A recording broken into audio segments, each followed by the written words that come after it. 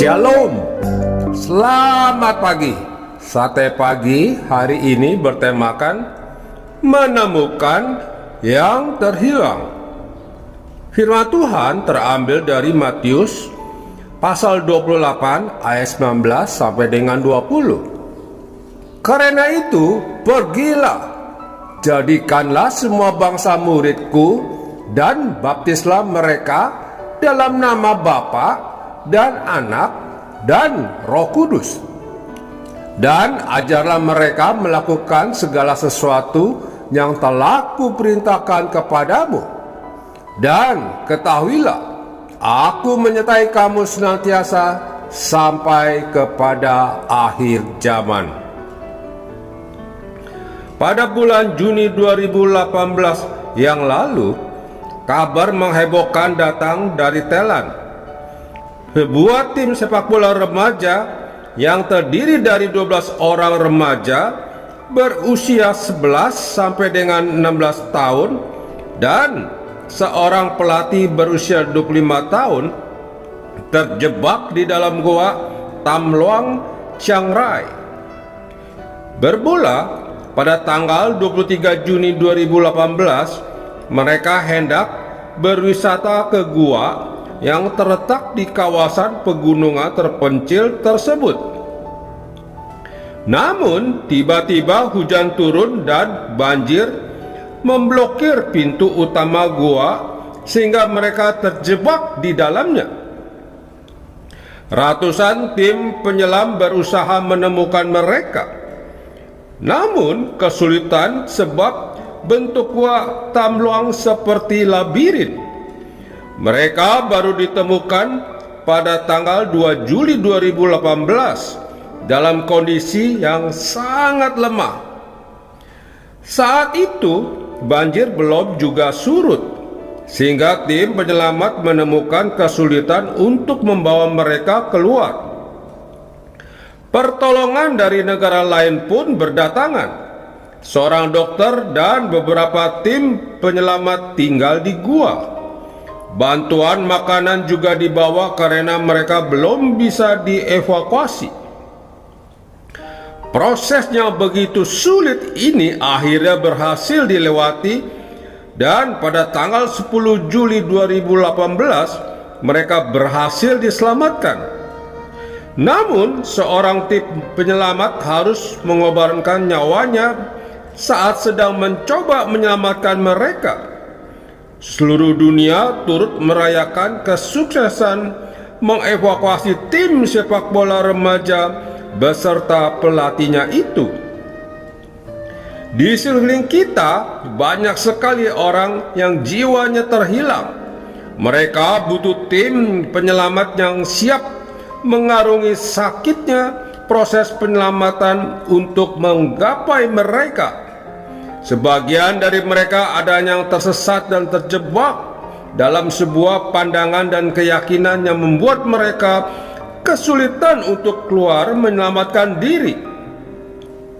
Saat ini mereka sedang menantikan uluran tangan dari kita semua untuk mencari jalan dan membawa mereka keluar.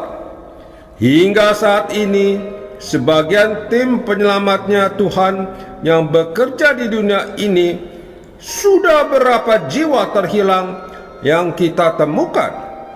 Jangan biarkan jiwa-jiwa tersebut tersesat dan hilang selamanya tanpa ditemukan.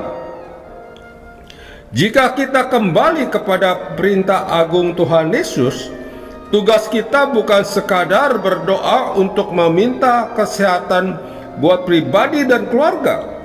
Tugas kita bukan untuk meminta berkat agar kebutuhan hidup dapat tercukupi.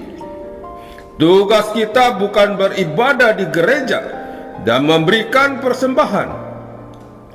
Tugas kita dengan jelas dan tegas diberikan Tuhan untuk memberitakan kabar baik kepada orang-orang yang belum mengenalnya.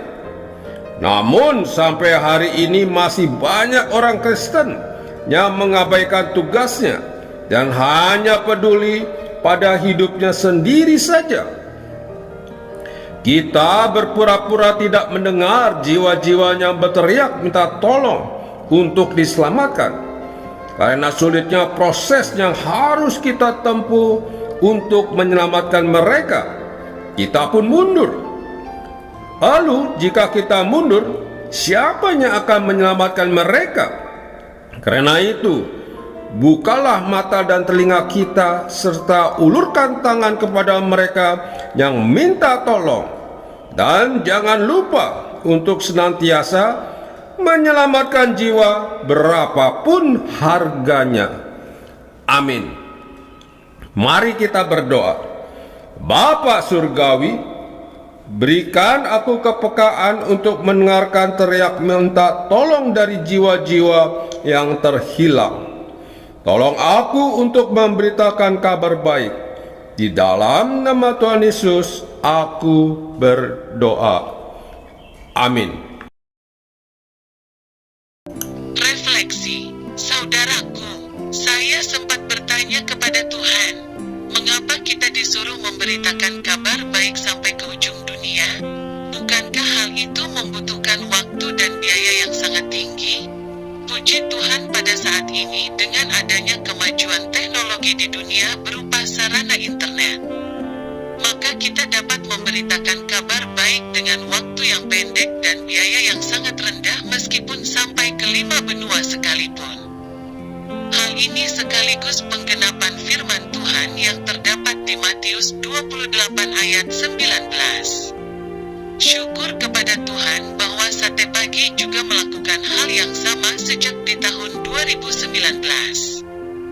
Sate Pagi juga ikut mendorong agar kita bisa menyediakan waktu untuk Tuhan, hanya 10 menit saja atau 10 menit dari 1440 menit waktu yang Tuhan berikan dalam satu hari kepada kita. Sate Pagi juga mendorong kita yang sibuk agar dapat mendengarkan suara Tuhan, karena bentuknya hanya audio saja. Sate Pagi ini juga dapat didengar ketika kita menghadapi kemacetan lalu lintas atau ketika kita bekerja dalam suasana santai, sehingga Tuhan selalu ditempatkan di tengah kehidupan kita. Sate Pagi ini juga dapat di-forward ke grup media sosial lainnya, sehingga kita juga ikut ambil bagian untuk menyebarkan kabar baik.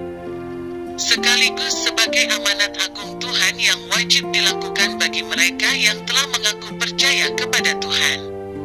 Tuhan memberkati kita semua.